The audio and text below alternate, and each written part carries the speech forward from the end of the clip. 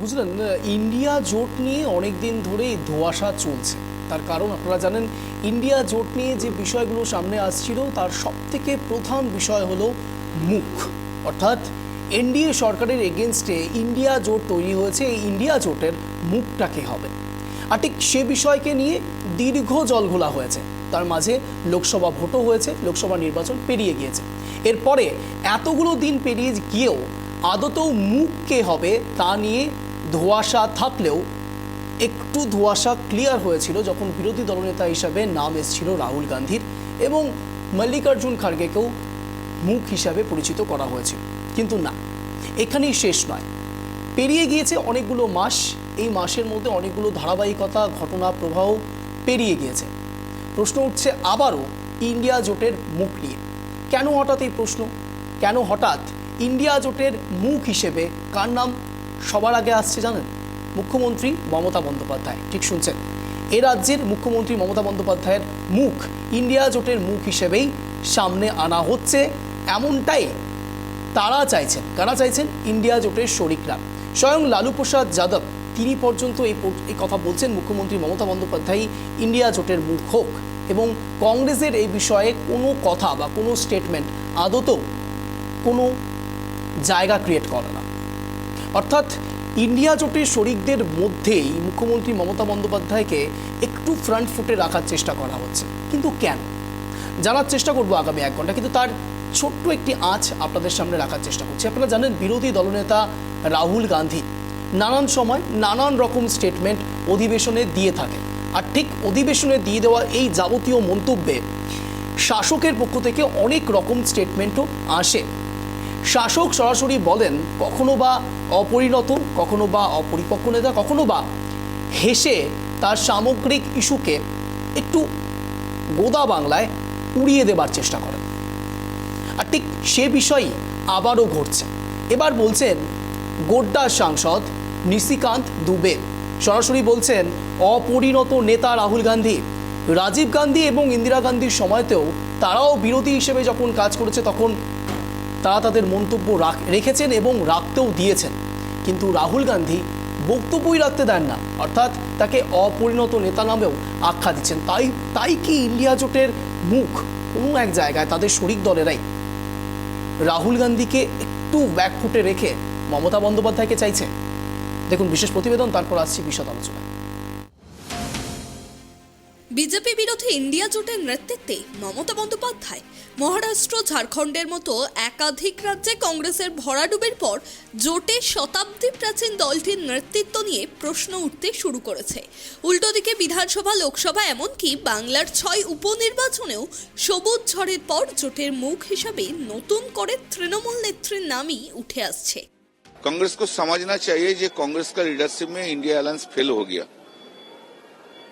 देश में ठीक बीजेपी का विरुद्ध में जो लड़ाई है वो ठीक से नहीं हो रहा है, तो ममता दी को ले आएंगे लीडरशिप में, उसमें अच्छा ही होगा। ऐसा कोई बात नहीं है जो कोई प्राइम मिनिस्टर होगा, ऐसा कोई बात नहीं, लेकिन ये लड़ाई को एक लीडर चाहिए नेतृत्व देने के लिए। एंड ममता बनर्जी आज देश में जितना लीडर है जो भी है, सबसे आगे नाम है ममता दी को लड़ाई के लिए। ये बात कोई डिनाई नहीं करना सकता है। হরিয়ানা, মহারাষ্ট্রে ভোটের পর কংগ্রেসের ভূমিকা নিয়ে প্রশ্ন উঠেছিল, সরব হয়েছিল সমাজবাদী পার্টি। এবার জোটের রাশ মমতা বন্দ্যোপাধ্যায়ের হাতে তুলে দিতে রাজি অখিলেশের দলও। শরদ পাওয়ার, কিরণময় নন্দের পর বিজয়সাই রেড্ডি তৃণমূল নেত্রী মমতা বন্দ্যোপাধ্যায়কে ইন্ডিয়ার মুখ হিসাবে তুলে ধরতে সরব হয়েছেন। এবার আরজেডি সুপ্রিমো লালু প্রসাদ যাদবের মুখেও একই সুর। মমতা বন্দ্যোপাধ্যায় ইন্ডিয়া জোটের নেতৃত্ব দিলে আমরা 2025-এ সরকার গঠন করব দাবি তুললেন আরজেডি সুপ্রিমো।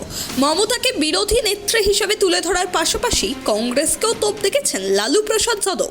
कांग्रेस की वजह से नहीं होगा, ममता को छाया जा रहा है, तो अब तो नयन सेकने जा रहे हैं। हाँ बनाएंगे हम लोग, अरे पहले आँख सेके ना अपना।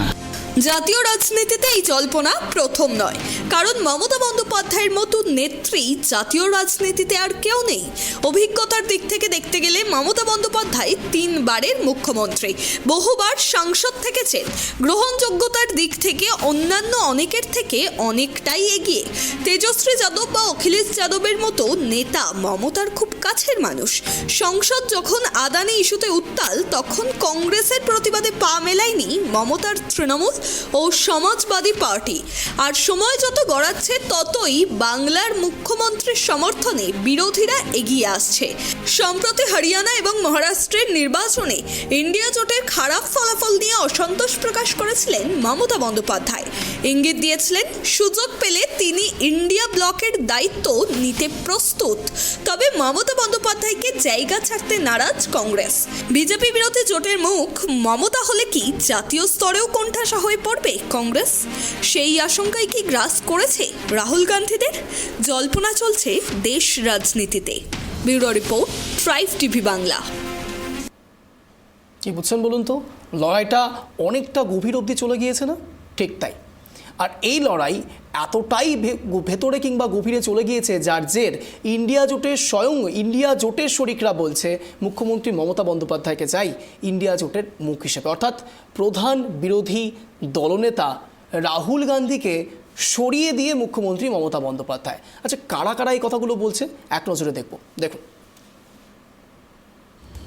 ইন্ডিয়া ব্লকের অন্তর্ভুক্ত দল এবং তাদের আসন কংগ্রেস 99, এনসিপি 4, অন্যদিকে Trinamool 29, Shiv Sena 9, RJD 4, CPI 2, CPIM 4, CPIML 2, JMM 3, AAP 3, JKNC 2, IUML 3, K Congress 1, VKC 2, RSP 1, RLP 1, BAP 1, MDMK 1, Congress 99, NCP 4, SP বলা হয়নি, সমাজবাদী পার্টি 37। আপনারা জানেন এনারা প্রথম প্রধান শরিক দল হিসাবে ইন্ডিয়া জোটের মধ্যে ছিলেন। অনেক রকম বৈঠক হয়েছে, কে মুখ হবে ইন্ডিয়া জোটের তা নিয়েও চলেছে অনেক দফা রফা, চলেছে আলোচনা, চলেছে রফা সূত্র, কিন্তু না, সমাধান হয়েও যেন হলো না, অর্থাৎ শেষ হয়েও হলো না শেষ। তার কারণ লোকসভা ভোট পেরিয়ে গিয়েও এখন আবারও একই প্রসঙ্গ ঘুরে ফিরে আসছে, ইন্ডিয়া জোট। যদিও বা ইন্ডিয়া জোটের শরিকরা অনেক সময় বলেছিলেন বিরোধী দল অর্থাৎ বিশেষ করে শাসক দলের কথা বলছিলেন বারবার করে, এনডিএ সরকার বেশি দিন টিকবে না, অর্থাৎ মসনদে, দিল্লির মসনদে যারা বসে রয়েছেন তারা বেশি দিন থাকবেন না, অর্থাৎ এনডিএ সরকার ভেঙে যাবে। তারা প্রত্যেকেই নিজস্ব স্বার্থে এই দলের সঙ্গে জড়িত হয়েছে। আচ্ছা বলুন তো, ইন্ডিয়া জোট এখন যে অবস্থায় আছে, কংগ্রেস তাদের মুখ্য ভূমিকা পালন করবার চেষ্টা করলেও শরিক দল কি তারা এই যাবতীয় জোটের প্রসঙ্গকে মানতে চাইছেন? যদি সত্যিই মানতেন তাহলে মুখ্যমন্ত্রী মমতা বন্দ্যোপাধ্যায়কে প্রধান মুখ হিসেবে কেন লোকসভা ভোট পেরিয়ে যাওয়ার এতগুলো মাস পরে প্রধান মুখ হিসেবে চাইছেন? প্রশ্ন উঠছে না? আমাদেরও মনে হচ্ছে ঠিক যেমনটা এর আগেও লোকসভা ভোটের আগে এনডিএ জোটের শরিকরা বলেছিলেন এই ইন্ডিয়া জোট মিল থাকলে হয়, অর্থাৎ এতগুলো বৈঠক হয়েছে, কখনো বা কেউ বলেছেন আমরা ইন্ডিয়া জোটের সঙ্গে আছি, কখনো বা বলেছেন নেই। এক্ষেত্রে অত্যন্ত কন্ট্রাডিক্ট করেছেন একজন ক্যারেক্টার, তা হলেন মুখ্যমন্ত্রী মমতা বন্দ্যোপাধ্যায়। কেন বলছি বলুন তো?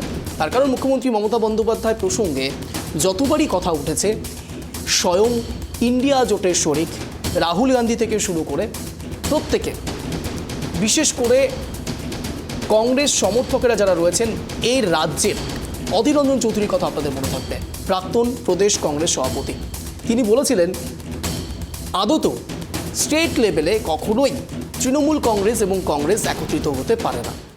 সাধারণ মানুষের মধ্যে বিভ্রান্তি, আদৌ কংগ্রেস তৃণমূল একসঙ্গে ইন্ডিয়া জোটের হয়ে লড়াই করছে কি, নাকি আদতেও সামনে একরকম পেছনে আরেক রকম ক্যারেক্টার প্লে করা হচ্ছে?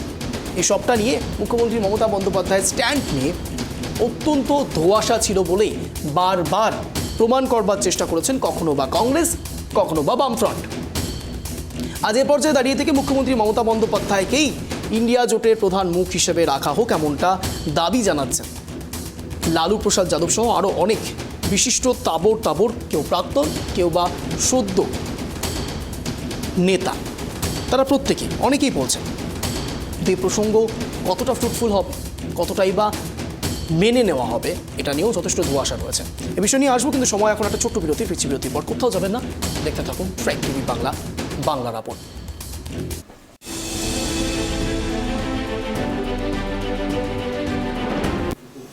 একেবারে যে বিষয় নিয়ে আলোচনা আমরা করছিলাম বিরতির আগে, মূলত মুখ্যমন্ত্রী মমতা বন্দ্যোপাধ্যায়ের নাম কেন এলো হঠাৎ করে এই ইন্ডিয়া জোটের যাবতীয় ঘায়ের মধ্যে, কাটা ঘায়ে নুনের ছেটা কেন পড়লো? লালু প্রসাদ যাদব কি বলছেন শোনাব, দেখুন। क्यों ज्यादा नेक्स्ट नहीं हो ममता को दो। मुख्यमंत्री नीतीश कुमार यात्रा पे जा रहे लालू जी। अच्छा है जा रहे हैं तो अब तो नैन नैन सेकने जा रहे हैं। न तो ममता जी को दे दिया जाए। हाँ दे दे, क्यों ज्यादा नेक्स्ट नहीं हो ममता को दो। मुख्यमंत्री नीतीश कुमार यात्रा पे जा रहे लालू जी। अच्छा है जा रहे हैं तो अब तो नैन नैन सेकने जा रहे हैं। न तो ममता जी को दे दिया जाए। हाँ दे दे, क्यों ज्यादा नेक्स्ट नहीं हो ममता को दो। मुख्यमंत्री नीतीश कुमार यात्रा पे जा रहे लालू जी। अच्छा है जा रहे हैं तो अब तो नैन नैन सेकने जा रहे हैं। न तो ममता जी को दे दिया जाए। हाँ दे दे, क्यों ज्यादा नेक्स्ट नहीं हो ममता को दो। मुख्यमंत्री नीतीश कुमार।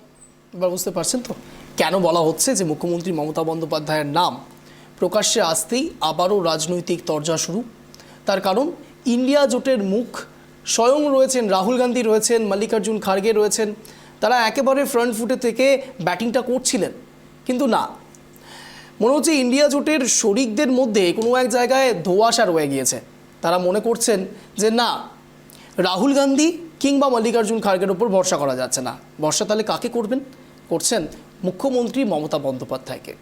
আচ্ছা, সত্যি কি বাংলার জন্য এটা গর্বের? ইন্ডিয়া জোটের মুখ ওয়ান কাইন্ড অফ প্রধানমন্ত্রীর অপোজিটে। যদি প্রধানমন্ত্রী নরেন্দ্র মোদীর এগেনস্টে মুখ্যমন্ত্রী মমতা বন্দ্যোপাধ্যায় হয়, তাহলে কেমন হতে পারে? তা তো আপনারা বিচার করবেন। কিন্তু না, এখন এই পর্যায়ে থেকে মজা নয়, সিরিয়াস ইস্যু। সাধারণ মানুষের থেকেও বড় প্রশ্ন উঠছে রাজনৈতিক নেতাদের মধ্যে, সমর্থকদের মধ্যে। তাহলে এই ইন্ডিয়া জোটের অর্থ কী ছিল? লোকসভা ভোটে কাকে আসলে প্রধান মুখ হিসেবে লড়াইটা লড়া হলো জানার চেষ্টা করব। প্রথমেই আসবো পরিচয় পর্বে। এই মুহূর্তে আমাদের সঙ্গে যারা যারা জুড়ে রয়েছেন তাদের সঙ্গে পরিচয় পর্ব সারবো।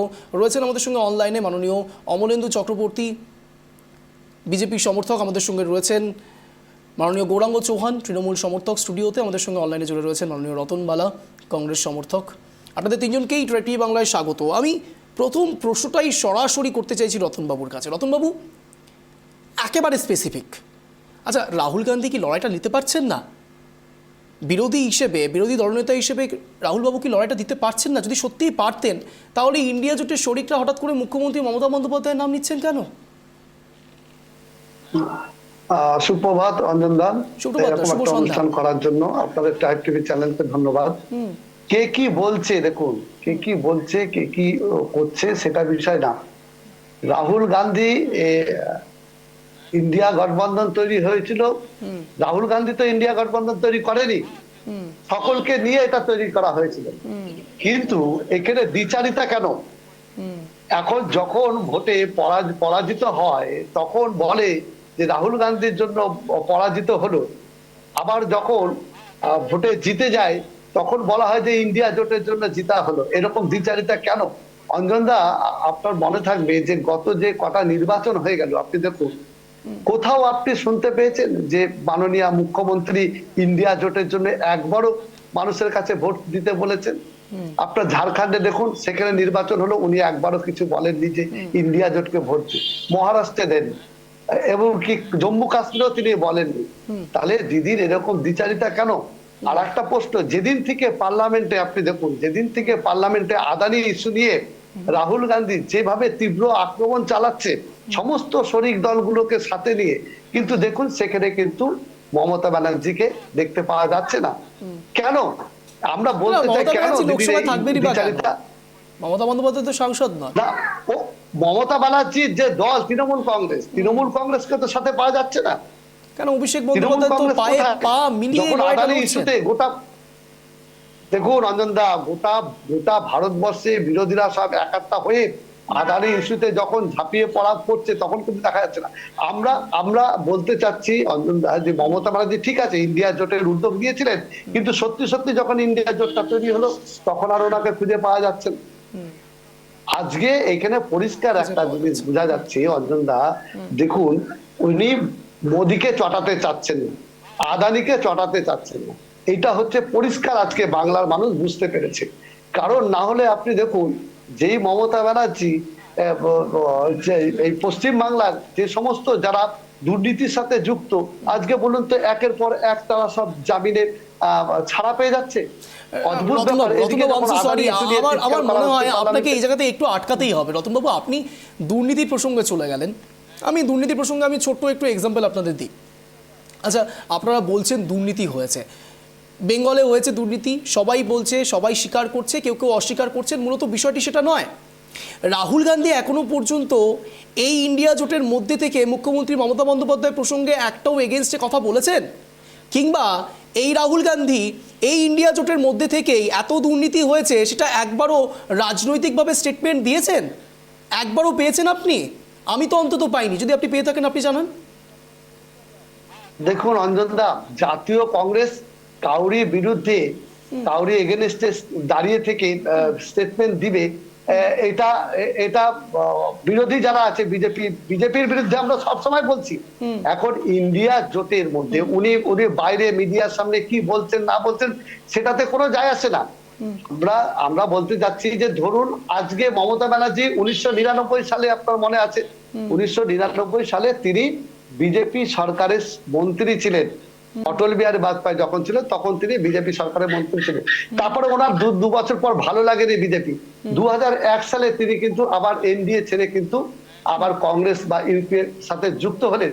আবার দেখুন 2001 সালের পর 2003 সালে তখন আবার কংগ্রেসকে তার ভালো লাগেনি, 2003 সালে আবার তিনি কিন্তু এনডিএ তে চলে গেলেন। আবার দেখুন 2004 সালে আবার তিনি ইউপিএ তে ফিরে আসছেন। এই যে ওনার যাওয়া আসা, ওনার যে গ্রহণযোগ্যতা মানুষ বুঝে গেছে, তাই ওনাকে ইন্ডিয়া জোটে উনি থাকলেও ভালো, ইন্ডিয়া জোটে না থাকলেও জাতীয় কংগ্রেসের কোনো যায় আসে না। কারণ ইন্ডিয়া জোটটা তৈরি হয়েছিল এই সাম্প্রদায়িক এই বিজেপি সরকারের বিরুদ্ধে সবাইকে একত্রিত হয়ে লড়াই করার জন্য এই ইন্ডিয়া জোটটা তৈরি হয়েছিল।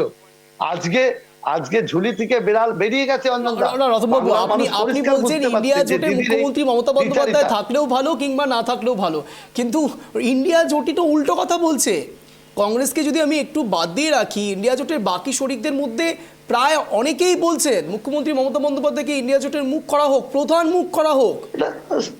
দুটো সেম বিষয় নয় তো? কি বলছে না না কে কি বলছে বলতেই পারে। শুনুন, ইন্ডিয়া জোটটা তো আর কংগ্রেসের নিজস্ব দল না, এটা হচ্ছে বিভিন্ন রাজনৈতিক দল নিয়ে জোটটা হচ্ছে। সেই দলের মধ্যে ছোট ছোট আঞ্চলিক দলের সবার তো ইচ্ছা থাকতে পারে যে এ প্রধানমন্ত্রী হবে কি ও প্রধানমন্ত্রী হবে, কে স্বপ্ন থাকতেই পারে। আজকে স্বপ্ন তো দেখতেই পারে, কিন্তু স্বপ্ন যে সবসময় সত্যি হবে তা তো নয় অঞ্জন দা। সে ছোট ছোট আঞ্চলিক লালু প্রসাদ যাদব, তেজস্বী যাদব যারা ইন্ডিয়া জোটে আছে, অখিলেশ যাদব যারা আছে, তারাও বলতে পারে যে আমরা ইন্ডিয়া জোটের প্রধানমন্ত্রী। আমি বুঝতে পেরেছি রতনবাবু, বাক স্বাধীনতার কথা বলছেন আপনি হয়তো। বেশ, আমি আসবো রতনবাবু, আপনার কাছে আসবো, ব্যাটল করার সুযোগ দেবো, কিন্তু তার আগে কিরেন রিজিজু কি বলেছেন একবার শোনাই। এই রাহুল গান্ধী প্রসঙ্গে কিরেন রিজিজু কি বলেছে আপনাদের সামনে দেখুন। और उनके इंडी गठबंधन में क्या चलते हैं, हम उसमें कोई हस्तक्षेप करने का कोई इरादा नहीं रखते हैं। लेकिन हमको भी सुनाई दिया कि इंडी गठबंधन में राहुल गांधी को नेतृत्व लेकर के सबने सवाल उठाया है और कहा है कि राहुल गांधी से इंडी गठबंधन नहीं संभाला जाता है, उसके पास नेतृत्व का कोई क्वालिटी नहीं है। अब राहुल गांधी के पास लीडरशिप क्वालिटी नहीं है, उससे कांग्रेस डूबता है या इंडी गठबंधन का जो कमज़ोरी होता है, तो उसमें हमको क्या कहना है। हमको तो सरकार चलाना है, देश को सेवा करना है। मोदी जी के नेतृत्व में हम देश को किस तरीके से सेवा करें, हमारा ध्यान उसी में केंद्रित रहे। দেখুন, কে দেশ চালাবে কে বিরোধী হিসেবে থাকবে তা নিয়ে আমাদের কোনো মাথা ব্যথা নেই। আমাদের মাথা ব্যথা শুধু একটি জায়গাতে, জলঘোলা কেন হচ্ছে, যে কোনো বিষয় নিয়ে এত জলঘোলা কেন। সাধারণ মানুষ কাকে দেখে ভোটটা দেয়? আপনাদের দেখেই তো ভোটটা দেয়। যে কোনো নেতাকে দেখে যাদের প্রতি তারা ইনফ্লুয়েন্স হন তাদেরকেই তো ভোটটা দেন। কিন্তু এইভাবে যদি মুখ পরিবর্তন হতে থাকে, বলুন তো কিভাবে সাধারণ মানুষ কাকে ভরসা করবে? আমি এখানে সরাসরি অমলেন্দুবাবুর কাছে চলে যাবো। প্রথমে তো অমলেন্দুবাবু, আপনার কাছে ক্ষমা প্রার্থী, আমি একটু টাইটেলে ভুল করেছি। আমাদের সঙ্গে জুড়ে রয়েছেন মাননীয় অমলেন্দু দত্ত, অ্যাডভোকেট, বিজেপি সমর্থক। অমলেন্দুবাবু, আপনার স্ট্যান্ড পয়েন্ট। দেখুন, এই যে জোট তথা ইন্ডি, হ্যাঁ, এটা ওনারা ইন্ডিয়া বলে বলে চালানোর চেষ্টা করেন। আমিও আপনাদেরকে অনুরোধ করব, জোটটা হচ্ছে অ্যালায়েন্স, ইন্ডি অ্যালায়েন্স। এই ইন্ডি জোটের পিন্ডি অনেক আগেই চটকে গেছে। এর আগে রাজ্যের বিভিন্ন রাজ্যের নির্বাচনেও দেখা গেছে। রিসেন্ট মহারাষ্ট্রে ইন্ডি জোটের অবস্থা কি হয়েছে সেটা সাধারণ মানুষ বুঝতে পেরেছেন। মহারাষ্ট্রের নির্বাচনে ওরা এমন ভাবে বিপর্যস্ত হয়েছে, তাতে তারা দিশেহারা হয়ে গেছে। তার জন্য তারা বুঝতে পারছে যে এই জোটের আর কোনো অস্তিত্ব নেই। তার জন্য এই জোটের কথাটাকে ভাসিয়ে দেওয়ার জন্য রাহুল গান্ধীর যে নেতৃত্ব দেওয়ার ক্ষমতা নেই গোটা ভারতবর্ষ জানে। এবারে রাহুল গান্ধীর পরবর্তীকালে ইন্ডি জোটটাই নেই, যেটা জোটই নয় তার আবার নেতা। তাই এই মানে আপনি মমতা ব্যানার্জির কথা যেটা আপনি বলছেন, আজকে লালু প্রসাদ যাদব বলুন বা অন্য কোনো নেতা যদি তার কথা বলেও থাকেন, ওনার কথা হচ্ছে গায়ে মানে না আপনি মোড়লের যে একটা আমাদের চলতি বাংলায় কথা আছে, ঠিক সেইভাবে ব্যাখ্যা করতে হবে। কেন আজকে মমতা ব্যানার্জির থেকে ইন্ডি জোটে যে দলগুলি এখনো আছে তাদের মধ্যে কংগ্রেসের পরে সব থেকে বেশি সংখ্যা হচ্ছে অখিলেশ যাদবের, সমাজবাদী পার্টির। তো সংখ্যার বিচারেও যদি দেখা হয় তাহলে লোকসভায় মমতা ব্যানার্জি অখিলেশ যাদবের থেকে অনেকটা পিছিয়ে আছেন। এবারে এইগুলো তাদের কে নেতা হবেন সে নিয়ে আমাদের মাথা ব্যথা নেই, কেন তাদের যেই নেতা হন। আজকে মহারাষ্ট্রের অমলেন্দুবাবু, আপনাকে আমি একটু জায়গায় একটু ইন্টারাপ্ট করার চেষ্টা করব। আপনি বলছেন যে অখিলেশ যাদবের প্রসঙ্গ আপনি টানলেন, এক্সাম্পল টানলেন। আমি শুধু জানার চেষ্টা করবো অখিলেশ যাদবের, না আমি সংখ্যার ভিত্তিতেই বলছি। আপনি সংখ্যার ভিত্তিতে বলছেন, আমি একটু এক্সপিরিয়েন্সের ক্ষেত্রে বলবো। অখিলেশ যাদবের রাজনৈতিক কেরিয়ার আর মুখ্যমন্ত্রী মমতা বন্দ্যোপাধ্যায়ের রাজনৈতিক কেরিয়ার নিশ্চয়ই এক নয়। এবং মুখ্যমন্ত্রী মমতা বন্দ্যোপাধ্যায়ের রাজনৈতিক কেরিয়ার অনুসারে তিনি যতটা পটু, অখিলেশ যাদব কি ততটাই পটু? এটা কি আপনি মানবেন? দেখুন, রাজনীতিতে পটু সবাই। অখিলেশ যাদবও মুখ্যমন্ত্রী থেকেছেন, মমতা ব্যানার্জিও মুখ্যমন্ত্রী। অখিলেশ যাদব হচ্ছে আমাদের বিরোধী দলনেতা হিসেবে অখিলেশ যাদবকে চাইছেন? না, আমি সেটা বলছি না। ওদের কথা বা ওদের তত্ত্বের ভিত্তিতে আমি বলছি, ইন্ডি জোটের কি করবে না করবে সেটা আমাদের কাছে কোনো ব্যাপারই নয়। ভারতীয় জনতা পার্টির মেন লক্ষ্য হচ্ছে 51% ভোট। আমরা মহারাষ্ট্রে মাননীয় প্রধানমন্ত্রীজি যে আহ্বান দিয়েছিলেন যে এক রহেঙ্গে তো সেফ রহেঙ্গে, এবং মহারাষ্ট্রের মারাঠি মানুষরা তারা তার আহ্বানে সাড়া দিয়েছেন এবং সেই সংখ্যা আমাদের ভারতীয় জনতা পার্টির প্রায় একক সংখ্যাগরিষ্ঠতার কাছাকাছি সংখ্যা এসছে। এবং এনডিএ জোটের সাথে আমাদের যারা আছেন অন্যান্যরা, একনাথ সিন্ধের দল এবং আমাদের অন্য দলগুলো এনসিপি, তারা যথেষ্ট ভালো সেখানে নির্বাচনে সংখ্যা নিয়ে এসছে বিধানসভায়। তো এখান থেকে আমাদের যে মূল লক্ষ্য যেটা, যে আমাদের হিন্দু সম্প্রদায়কে আজকে আমরা পশ্চিমবঙ্গবাসী সব থেকে ভালো করে বুঝতে পারছি যে আজকে আমাদের মাননীয় প্রধানমন্ত্রীজি মহারাষ্ট্রে ভোটের সময় যে এই আহ্বান দিয়েছিলেন যে আমরা যদি এক থাকি, এক বাংলায় তথা আমরা যদি এক থাকি তাহলে আমরা নিরাপদে থাকবো, সেটা আমরা আজকে হাড়ে হাড়ে টের পাচ্ছি পশ্চিমবঙ্গবাসীরা।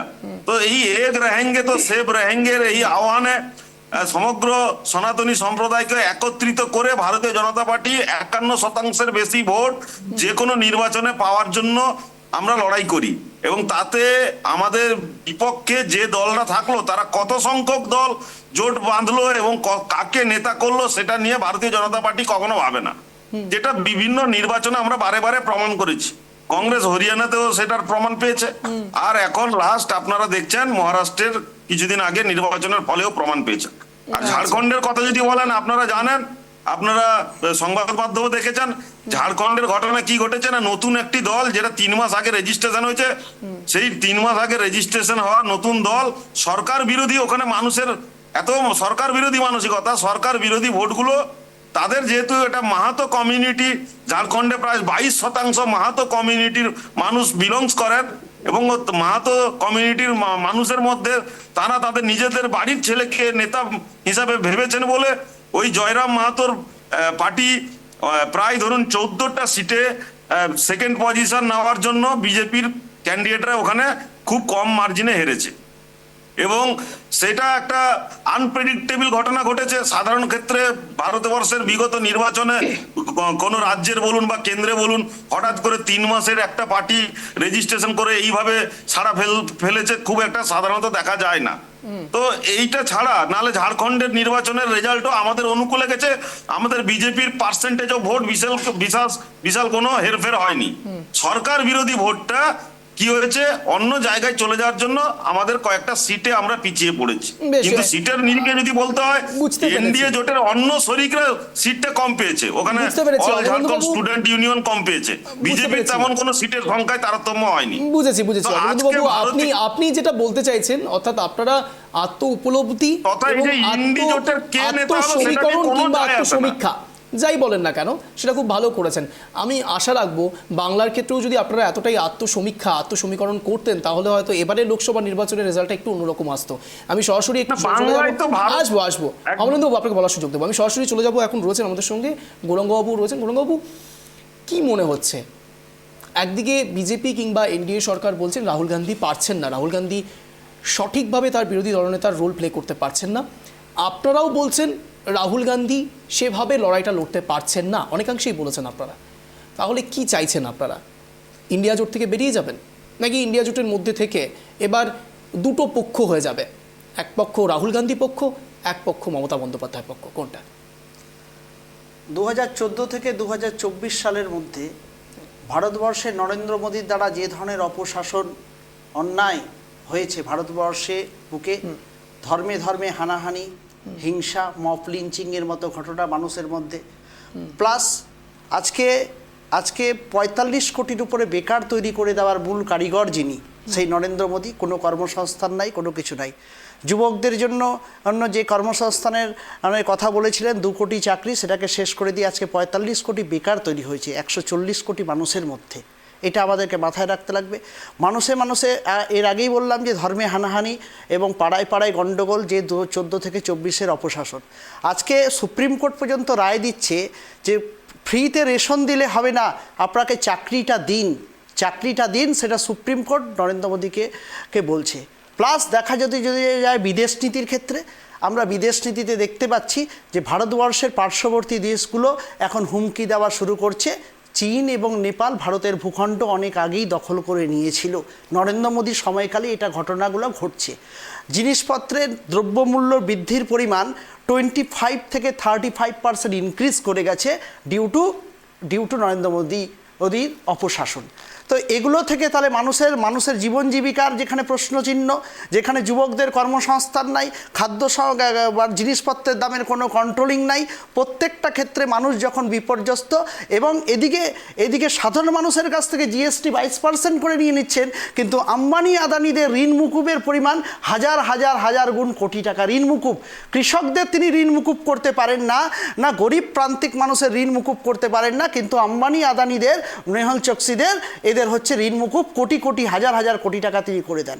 তাহলে ভারতবর্ষে যে অপশাসন চলছে, সেই জায়গাটায় দাঁড়িয়ে 2022 সালে 28টা দল মিলে ইন্ডিয়া জোট তৈরি হয়েছিল, যে অপশাসনকে ভাঙতে হবে, এবং তার মুখ করা হয়েছিল সবাই মিলে, এবং নামটা দিয়েছিলেন ইন্ডিয়া, যে অ্যালায়েন্সটার নামটা দেওয়া হয়েছিল সেটার নাম দিয়েছিলেন মমতা বন্দ্যোপাধ্যায়। তিনি চেয়েছিলেন যে ভারতবর্ষে এমন একটা মানুষ আসুক যে গোটা ভারতবর্ষকে দিশা বা দিক দেখাবে।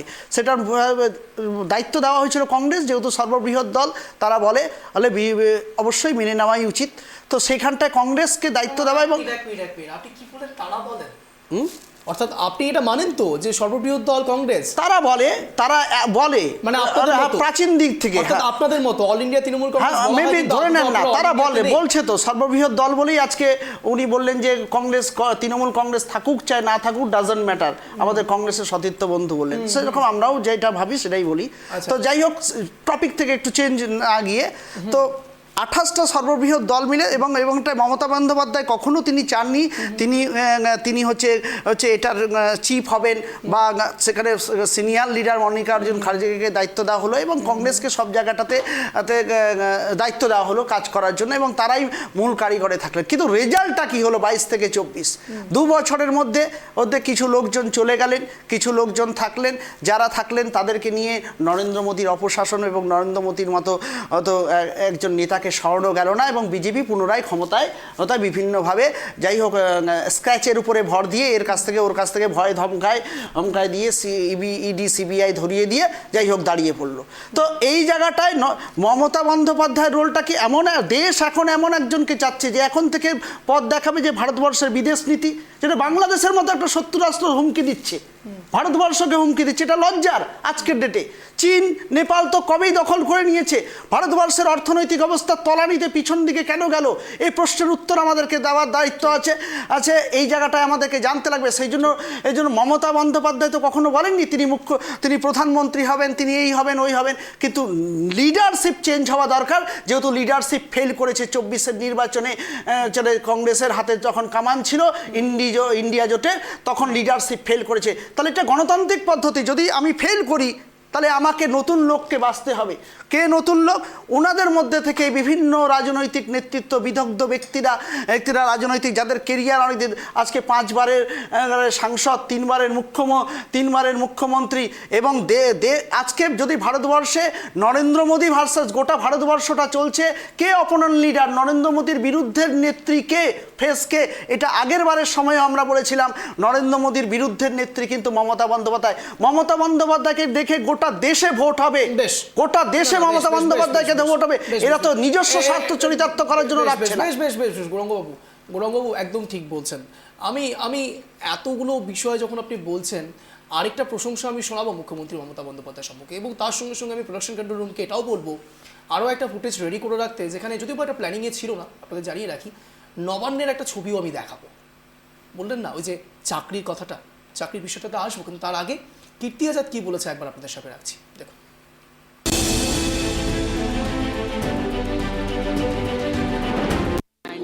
The reason is the performance.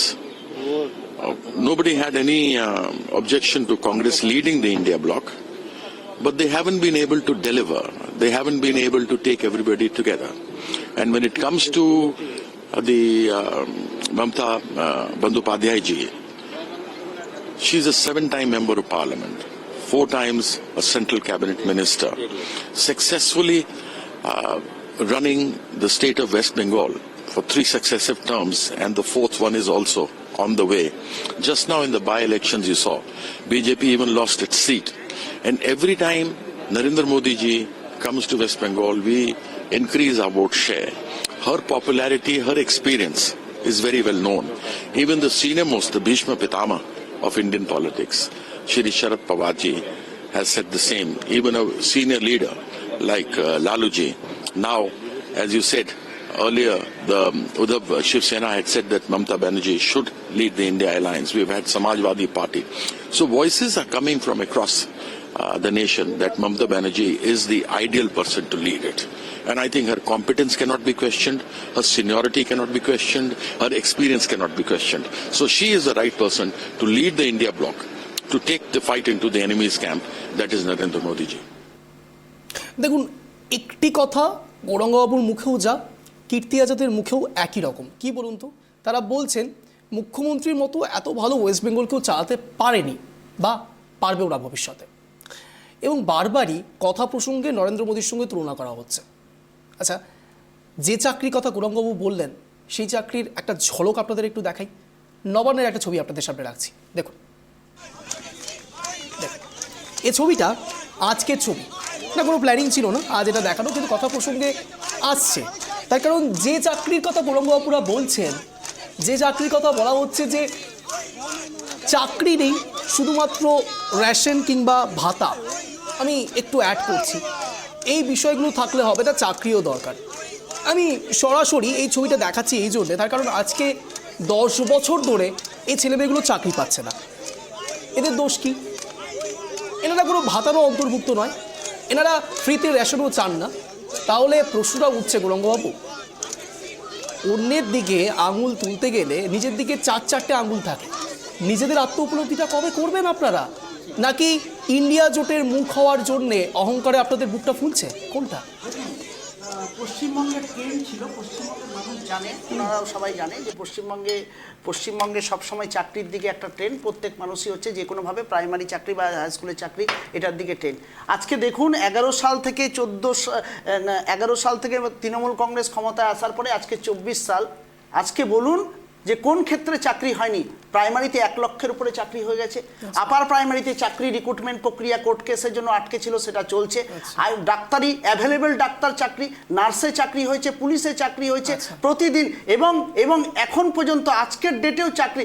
একমাত্র করোনার সময় এই পশ্চিমবঙ্গ রাজ্য, যেখানে গোটা ভারতবর্ষকে পথ দেখাচ্ছে, করোনার সময় পশ্চিমবঙ্গে একমাত্র রাজ্যে চাকরি হয়েছে।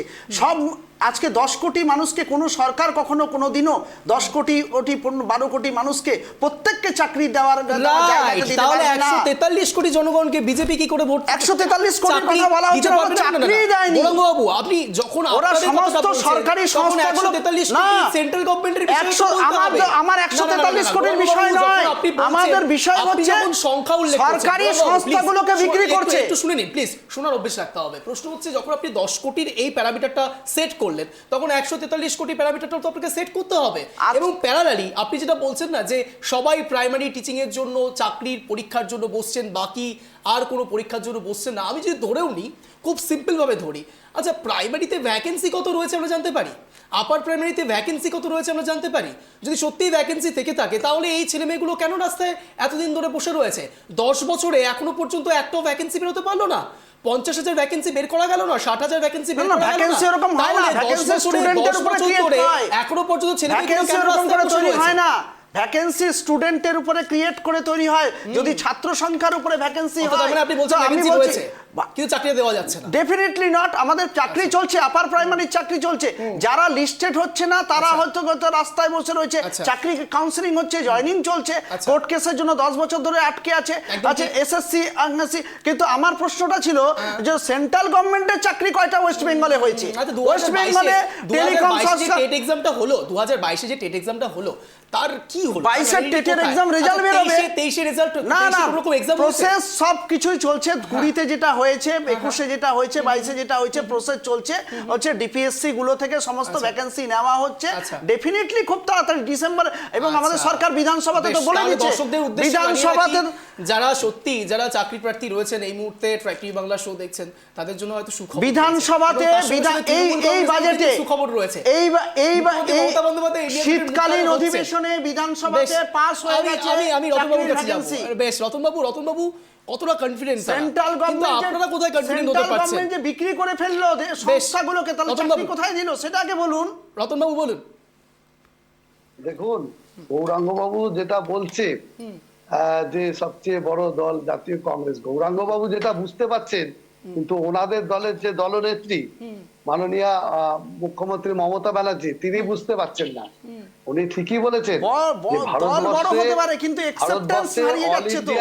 দল তো বড়, কিন্তু অ্যাকসেপ্টেন্স কোথায়? শুনুন গৌরাঙ্গবাবু, শুনুন, অ্যাকসেপ্টেন্স বলুন। শুনুন, আজকে ভারতবর্ষের পশ্চিম বাংলার সমস্ত মানুষ জানে যে মমতা ব্যানার্জি তৃণমূল কংগ্রেসের সৃষ্টি কি থেকে হয়েছে, কোথা থেকে এসছে, ওই ব্যাখ্যা যাচ্ছি না। কৃতজ্ঞতা বোধ থাকা উচিত। যাই হোক, উনি সেসব মানেন না। কখনোই হচ্ছে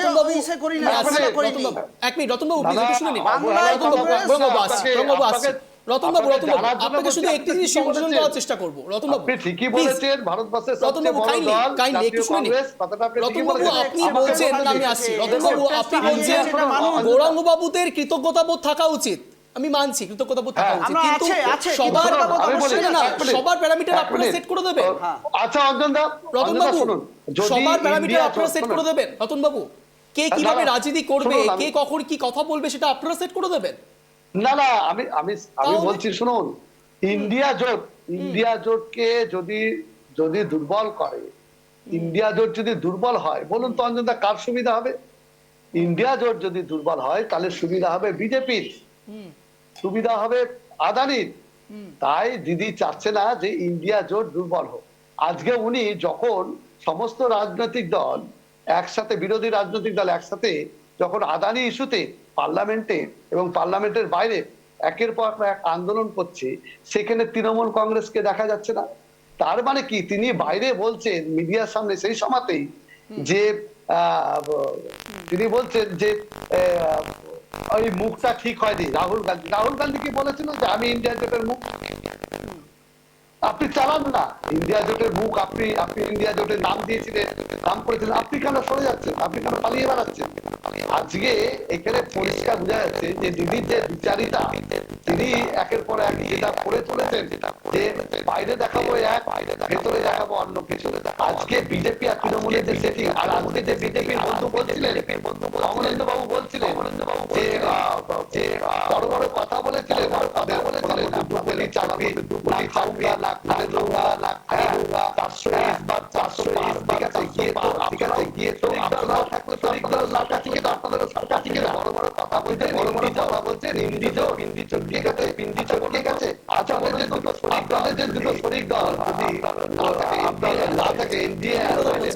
করোনা নিধির এরা দুজন যদি না থাকে, তাহলে আপনাদের প্রধানমন্ত্রী সিটে বসে থাকতে পারবে না। তাহলে আপনাকে কথা বলতে গেলে একটু হিসাব করে কথা বলতে হবে। আপনাদের এনডিএ জোট যেরকম আছে, আমাদের ইউপিএ জোট বা ইন্ডিয়া জোট সেরকম আছে। হ্যাঁ, এবার একটা প্রসঙ্গ হচ্ছে যে আমরা গত লোকসভা নির্বাচনে দেখুন অঞ্জনদা, ছোট ছোট আঞ্চলিক দলগুলো এরকম কথা বলার পিছনে একটা বড় কারণ আছে। কারণ যতগুলো নির্বাচন হলো এর মধ্যে দেখুন কংগ্রেসের কিন্তু ভোট পার্সেন্টেজ বেড়েছে, আঞ্চলিক দলের যে সমস্ত যারা আছে বিভিন্ন জায়গায় তাদের কিন্তু ভোট পার্সেন্টেজ কমেছে। হ্যাঁ, বিজেপি নিশ্চয়ই ভালো রেজাল্ট করেছে, আমরা মানছি, কিন্তু এ থেকে একটা জিনিস তারা কিন্তু বুঝতে পারছে যে ভারতবর্ষে কিন্তু কংগ্রেস আস্তে আস্তে শক্তিশালী হচ্ছে। আজকে আমরা 45-40-45-45-এ ছিলাম, এই লোকসভা নির্বাচনে সেটা কিন্তু 100-তে আমরা ছুঁয়ে ফেলেছি। অতএব ভারতবর্ষের কংগ্রেস যে আস্তে আস্তে গ্রাফ উপর দিকে উঠছে, এটা কিন্তু জলের মতো পরিষ্কার।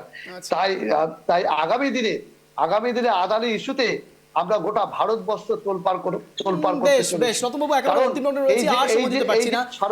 আমি একেবারে চলে যাব অমরেন্দ্রবাবুর কাছে, লাস্ট রিঅ্যাকশন নেব।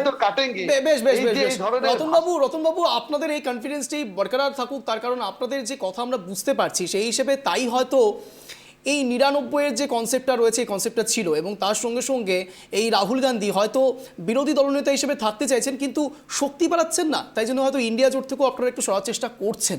জানি না, সেটা আপনারাই ভালো বুঝবেন। আমি অমরেন্দ্রবাবুর কাছে লাস্ট রিঅ্যাকশনটা নেব এবং অতি সংক্ষেপে নেব, তারপরেই তিনজনকে স্ট্যান্ড পয়েন্ট। অমরেন্দ্রবাবু, আপনার সময় শুরু হচ্ছে এখন, বলুন। দেখুন অঞ্জনদা, ভারতীয় জনতা পার্টির স্ট্যান্ড প্রথম দিন থেকে ক্লিয়ার যে জাতীয়তাবাদী আদর্শে আমরা ভারতবর্ষকে সুরক্ষিত রাখার জন্য এবং সুশাসনের জন্য এখানে ভারতীয় জনতা পার্টি সরকারে কন্টিনিউয়েশন করে। আজকে মধ্যপ্রদেশ বলুন, উত্তরপ্রদেশ বলুন, গুজরাট বলুন, যে জায়গায় কন্টিনিউ লেভেলে ভারতীয় জনতা পার্টি গভর্নমেন্টে আছে, স্টেট গভর্নমেন্টে, সেখান থেকে মানুষ সঠিকভাবে পরিষেবা পাচ্ছেন। এবং বিগত দিন থেকে আজকে কর্মসংস্থান বলুন, ভারতবর্ষের কর্মসংস্থান যথেষ্ট ভালো। এবং সেন্ট্রালের যে দুটি ডিপার্টমেন্ট হয়, সেন্ট্রালের মেনলি যদি চাকরি বলেন রেলওয়ে ডিপার্টমেন্ট এবং ডিফেন্স যে ডিপার্টমেন্ট, ধরুন প্রতিরক্ষা মন্ত্রক বা বিএসএফ, এগুলো রিক্রুটমেন্ট যথেষ্ট ভালোভাবেই হয় আজকে, এবং স্বচ্ছতার সাথে হয়। সব থেকে বড় কথা, তৃণমূলের সরকার থেকে আমরা জানতে পারি যে চাকরির নামে ব্যবসা, সেটা অন্তত কেন্দ্রীয় সরকার আজ পর্যন্ত বিগত এই দুটো টার্মে কেউ সেরকম একটা ক্লেম দিতে পারেনি। এবং আগামী দিনে দিতে পারবে না। একদম ঠিক বলেছেন। আর একটি কথা, ভারতীয় জনতা পার্টি যেটার সবসময় প্রতিবাদ করে আসে অঞ্জনদা, যে পরিবারবাদ। আজকে কংগ্রেস এত বড় বড় কথা বলছিল, মা আর ছেলে পার্লামেন্টে ছিলেন, আপার হাউস লোয়ার হাউস মিলে, আবার মেয়েকেও নিয়ে নিলেন। তো কংগ্রেস বলুন, তৃণমূল বলুন, সমাজবাদী পার্টি বলুন, আরজেডি লালু প্রসাদ যাদব বলুন, প্রত্যেকটি পরিবারবাদ। কেউ তার ছেলেকে, কেউ তার মেয়েকে, কেউ তার ভাইপোকে সেট আপ করানোর জন্য দল তৈরি করে সাধারণ মানুষকে বিভ্রান্ত করে। লড়াই করে সময় দিতে পারছি না, আমি সরাসরি চলে যাবো গৌরাঙ্গবাবুর কাছে। কিন্তু তার আগে অমরেন্দ্রবাবু, আপনাকে একটা কথা বলে রাখি, আপনি ঠিক বলেছেন যে স্বচ্ছতার সঙ্গে করছেন। আপনারা স্বচ্ছতার সঙ্গে করছেন কিনা সেটা তো সেদিন বোঝা যাবে যেদিন বিরোধী দলনেতার কেউ মসনদে বসবে। আমি সরাসরি গৌরাঙ্গবাবুর কাছে চলে যাবো। গৌরাঙ্গবাবু, আপনাদের 1 মিনিট সময় শুরু হচ্ছে এখন, বলুন। ইন্ডিয়া জোটের প্রধান মুখ মমতা বন্দ্যোপাধ্যায়কে আমরা প্রথম দিন থেকেই চেয়েছিলাম, কারণ নরেন্দ্র মোদীর বিরুদ্ধে লড়াই করার মতো, গোটা ভারতবর্ষকে লিড দিয়ে ভারতবর্ষকে তুলে আনার মতো ক্ষমতা একমাত্র মমতা বন্দ্যোপাধ্যায় রয়েছে। এবং মানুষ মমতা বন্দ্যোপাধ্যায়কে, গোটা ভারতবর্ষের মানুষ প্রবীণ বিচক্ষণ রাজনীতিবিদ এবং মানুষের সমাজ কল্যাণমূলক স্বার্থে এবং মেয়েদের উন্নয়নের স্বার্থে যেভাবে করে তিনি পশ্চিমবঙ্গে মেয়েদের উন্নয়নের জন্য বিভিন্ন প্রকল্প এনেছেন, গোটা ভারতবর্ষে তার মাধ্যমেই চালু হবে, লাগু হবে এবং মানুষের উন্নয়ন ঘটবে সর্বক্ষেত্রে। সেই জন্য এবং স্বচ্ছতা নিরপেক্ষতার স্বার্থে আমাদের মমতা বন্দ্যোপাধ্যায়কে আনা দরকার রয়েছে। আর কংগ্রেস বা ইন্ডিয়া জোটের প্রত্যেকটা মানুষকে গণতান্ত্রিক পদ্ধতিতে ওটা জোট, সেই জোটে যখন চাচ্ছে যে দিদিকে মমতা বন্দ্যোপাধ্যায়কে আনা হোক, ডেফিনেটলি এটাকে মান্যতা দেওয়া উচিত। বলছি দেখা যাক না একটা মমতা বন্দ্যোপাধ্যায় কাজ করতে পারেন কিনা, একবার সবাইকে সুযোগ দেওয়া উচিত। বলছি কাজ যদি না করতে পারেন তাহলে সরে যাবেন। এটা আমাদের কিন্তু মমতা বন্দ্যোপাধ্যায় ভারতবর্ষের নরেন্দ্র মোদীর বিরুদ্ধে দাঁড়িয়ে সময় দিতে পারছি না। আমি সরাসরি রতনবাবুর কাছে চলে যাবো। রতনবাবু, আপনার স্ট্যান্ড পয়েন্ট।